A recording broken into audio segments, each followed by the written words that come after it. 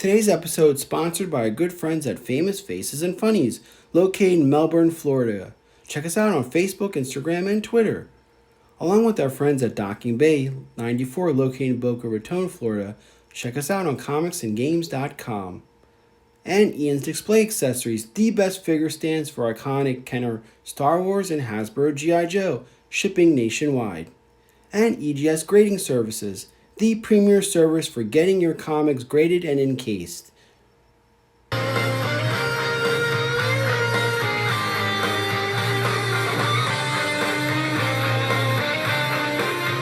Hello and welcome to another exciting episode of Codename New202. Hi, I'm your presenter, Shibu Ryu. Today's going to be another informal episode for the channel. And how this went about is on Friday I actually hopped on a plane and flew from Orlando to Dallas. My brother-in-law is getting engaged, so he wanted to introduce his bride-to-be to me and my wife.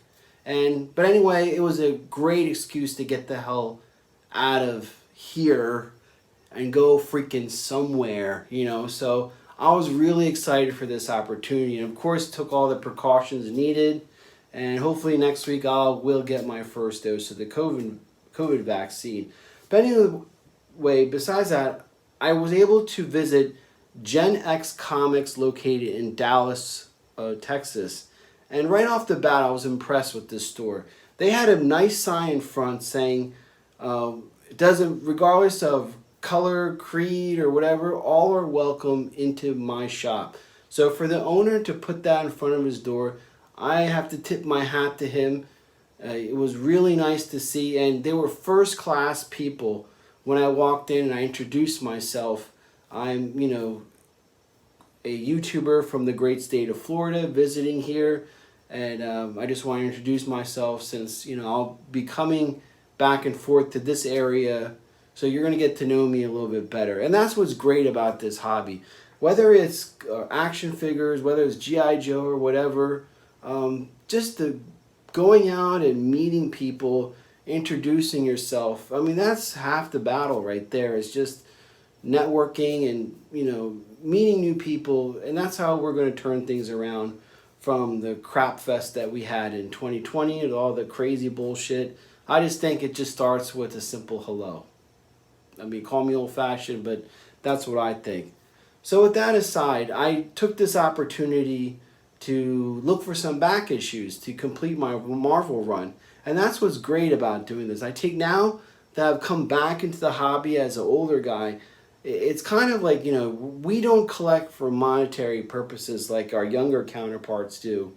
It's for pure fun, but doing this also gives us a chance. For example, I talked about the recap IDW had for issue number 26 and 27, very two iconic issues, but they put them together and made this reprint in that high gloss paper, and I've had that in my previous episodes. But my actual issue number 27 is shot to shit. It's definitely a reader, so I needed to upgrade that, as well as look for, I would say that my Marvel run of GIJoe is probably about 95% complete. And I tell people when they, our good friend McDowan had a friend who was asking me about starting to collect the Marvel run, and my advice right off the bat is get the IDW reprints in like volume 1, where you get a collection of 10 issues from the Marvel run. It's more cost effective, you get the better quality paper, and it just looks nice, But, for me, I wanted to get the original comic books from the 80s and complete. I was so far, so might as well finish this puppy up. Well, anyway, that's what I went to the shop to look for. And then when I came out with some interesting books that I wanted to share with you guys today, maybe you could take note of them, and maybe when you go into the comic shop, these are some books you should consider for your enjoyment. Now, the first one is a new one. It's Teen Titans Academy. And the reason why this is compelling is that the original Teen Titans are now teachers or professors, and they're teaching a whole new group of students, again, new characters, to the superhero lifestyle. It's a little bit of, I would say, X-Men and Strange Academy, like in concept and theory. And I've also said that I'm not a big DC guy anymore. I mean, I love the Batman run in the 80s and all that stuff. But recently I read that whole Joker War comic art in Batman. I think was a 197 or 92 to 100. And it was a 5-star story arc. I mean, the Joker Wars was phenomenal. And I recommended that arc to everybody, all my viewers. This title is the starting of a new, obviously, issue number 1. But issue number 1 right off the bat is really, it's a great read. It was really engaging. I had a lot of fun. I didn't know who any of these people are, but what DC will do from this, who knows? But it's definitely a book you should consider. And who knows, like I said, if any of these new characters will materialize to something worthwhile down the road. But, you know, that's something that I think you should look into. All right, so the next one I kind of talked about, whether on social media. And we're going to get a episode devoted to this entirely. Larry freaking Legend Hama has returned to where it all started, Marvel. He is writing a new story arc featuring Iron Fist.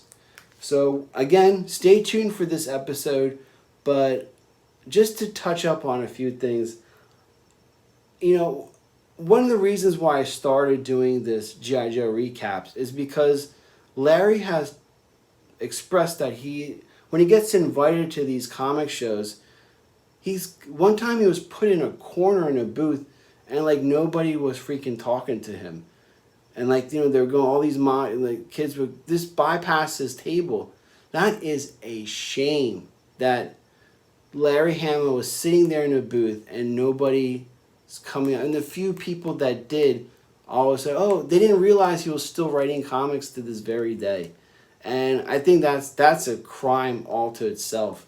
And I've argued with all these modern comic kiddos, you know, prominent YouTubers like Comic Tom 101, AR Comics, Mill Creek I mean, just to name a few, that they're not giving Larry Hama the proper respect he rightfully deserves.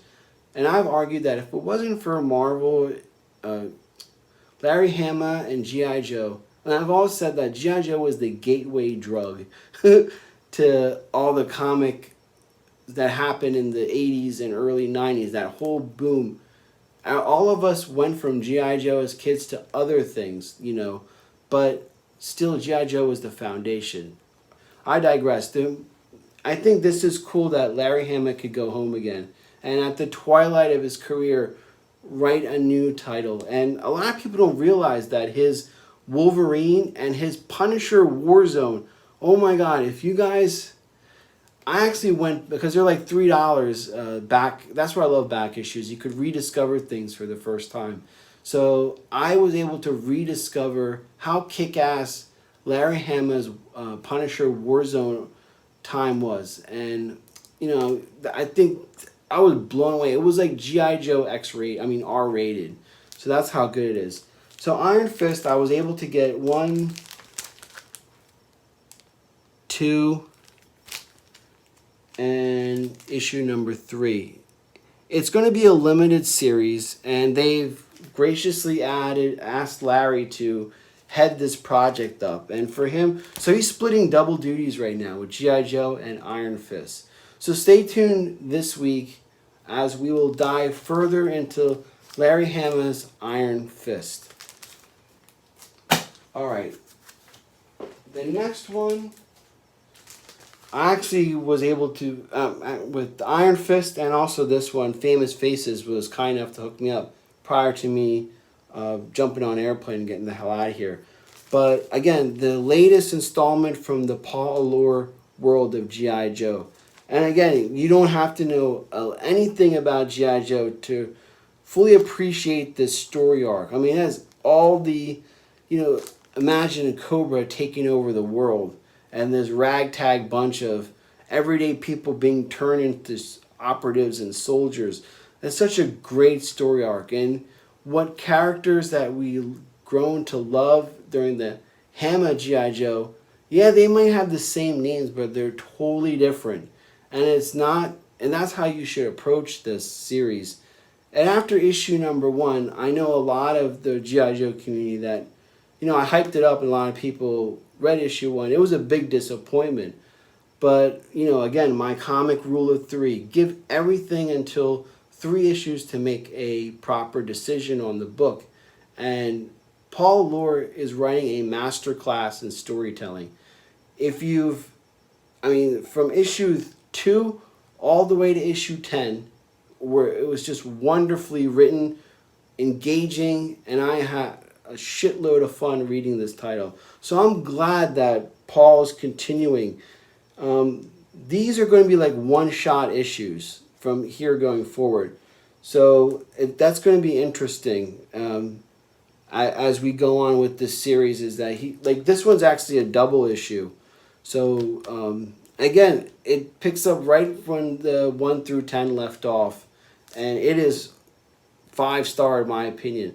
So if you haven't, even if you're not a G.I. Joe fan and you want something that's engaging and entertaining and a lot of fun, man, Paul Lore's G.I. Joe is definitely the way to go. Oh, and I'll just give you a little tidbit. Major Blood is a double agent. That's all I gotta say. That's how freaking good this series is. And also, we recently did the recap for G.I. Joe issue number 278, Untold Tales with the Snow Guys, including Snow Job. And I had the cover A, but because it was low light in the cover B, I had to go back and get cover B.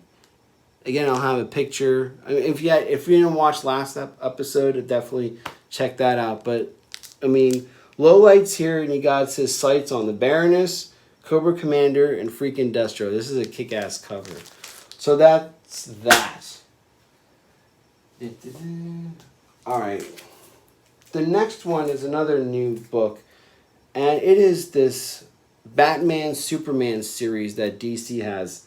Again, I know that there's a new character being introduced in this story arc, and also I like cover B, so that's what I guess pushed me to pick this possible new character, and the cover itself is beautifully done. But that Teen Academy, that's definitely this one. I haven't looked into it or opened a page yet, so I really don't know. But I heard that there was going to be a new character introduced in this series. So what the hell, this was something that I wanted to give a try. Now, the meat and potatoes of this episode, and I'm going back to what I was talking about of, going to all different that's what I do. Is when I travel up and down the state of Florida. Everybody knows me by now. So I'll hop into a comic shop, go through the back issues, see if there's something I need for my collection. And that's basically what I did here, but except I flew like half the country to Dallas in order to find these. But I was actually surprised what I was able to find. So the first one is G.I. Joe number 48. Why is G.I. Joe 48 significant? There's no spec, it's not upward trending, there's nothing. Well, the reason why I wanted to get issue number 48 is because it's the first appearance of the Sarge. So I thought that was pretty damn cool to get. I don't have this in my collection, so this is one of the few, and like I said, I have 95% complete Marvel run. So there's a few issues here and there that I need to pick up, and this was one of them. And this is a beautiful copy of this, and I only paid $4.50. And the book is around, I think, 5 to 10 I saw. So for this would be a high grade issue. Probably like a 9 or a 9.2 I would give it right off the top of my head. But the fact that it is Sergeant Slaughter's first comic book appearance in G.I. Joe. And what's interesting, if you guys don't know, is there's a Action Force has come back in Valverse, and basically this guy was a designer over at Hasbro. He decided to form his own company, and because the IP was out there, He simply picked it up and ran with it. And the smart thing he did was actually recruit Sergeant Slaughter to be a major figure. And there's a comic books you could buy online. I still have to do that.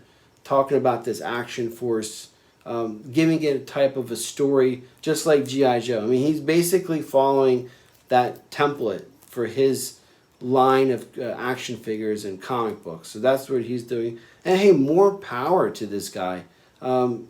He's featured on Retro Blasting's channel. He did a one-on-one with Michael, and I highly recommend. If you want to know more about Action Force, go to Retro Blasting and look for that episode. And you walked away pretty impressed with this guy. He has his head on right.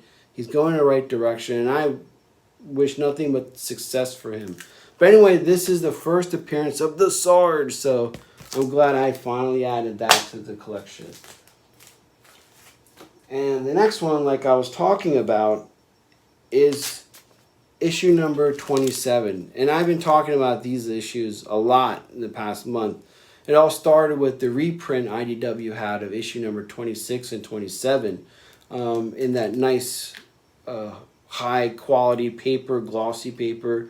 But the truth of the matter is my actual issue number 27 was a reader, and it was beat to shit. So this one definitely needed an upgrade, and I could tell right away this will probably be around the 8s if it was getting graded. And again, I'm telling you guys things not for monetary purposes. It's just to give you like an idea and ballpark what I'm talking about. I mean, like I said in last week's episodes, most of us have mutual funds, IRAs, CDs, stuff to invest for our retirement. And something like comics is not advantageous. But at the same time, it's fun as hell. So what the hell, when you approach it with that mentality, it's always fun. So that's what I like about doing this. So issue number 27, a big upgrade from the one I had. And again, this issue has been going up too. And all the guides that my source guides that I reference to, this is an upward trending because, again, we're still several months away from the Snake Eyes origin movie. So anything that deals with that has been, even with non-G.I. Joe fans, it's piquing their interest. And I talked about that in the upward trending G.I. Joe comics episode, that even non-G.I. Joe, these teeny boppers are actively looking and taking G.I. Joes. So that's why I'm telling you guys, so you beat those kids to the punch and get your copy, put it aside, or get it graded using EGS grading services. Alright, the last one I picked up was actually G.I. Joe issue 135. And again, this is nice 90s. This screams the 90s. You got Snake Eyes appearing in his version 5, and I think that's pretty cool. Like, after his version 4 with the blue and the orange, it's kind of nice to see him going back to black. But what's interesting about this issue is that by this time, Marvel had been making low printouts of G.I. Joe. So I think from around like issue 130, and it kept on getting worse, like 140s and the 150s was are almost impossible to find. And I talked about when I was doing my, when I was opening the graded stuff that came back from grading. But again, what's interesting about this is it's the beginning of Scarlet here becomes a double agent. So to everybody else, she switches to Cobra's side. And that leads to the whole Transformers Generation 2 crossover event with Megatron being introduced in his tank mode. Dr. Biggles Jones, I reviewed her action figure. So this is kind of an important issue on more than one front. So I've seen this before, people selling, other comic shops selling it for like $15, meaning $20, but I got a good deal on this one. I only paid $6. So to get this low print run important, fun issue was kind of good. And of course, I think I'm going to send this in for grading as well. So then, basically, that's this episode. I just wanted to share. I mean, like I said, I jumped on a plane around 5 o'clock, and I came back to Florida around 1 o'clock. And I probably had like 3 or 4 days sleep in between, because I went to see the Dallas Cowboys Stadium. Tried to go see where JFK was sadly assassinated in downtown Dallas, but I'll probably do that in another trip. But I want to circle back to that. You know, part of the reason by doing all this is, you know, networking, meeting new people, and just breaking down these barriers that, you know, have been glorified in recent media coverage. You know, that's bullshit. So, like I said, just saying hello, you know, and is something that you can't like, you know, diminish that. It's such a very important thing to do. And I was really impressed with Generation X Comics in Dallas. Please check out their Facebook page and let them know that, you know, Codename New202 sent you, and, you know, just tell them hello. And again, like, you know, I talked with Tony from EGS Grading Services. So the big EGS 101 class is going to be around the corner. So if you haven't already, hit that subscribe button down below. And we have a big week coming up. Like I said, we're going to have the Iron Fist. We're going to do the Paul Allure one-shot issue. And hopefully we'll get around to doing that EGS Comics episode as well. Anyway, this is GIJoe signing off. Bye.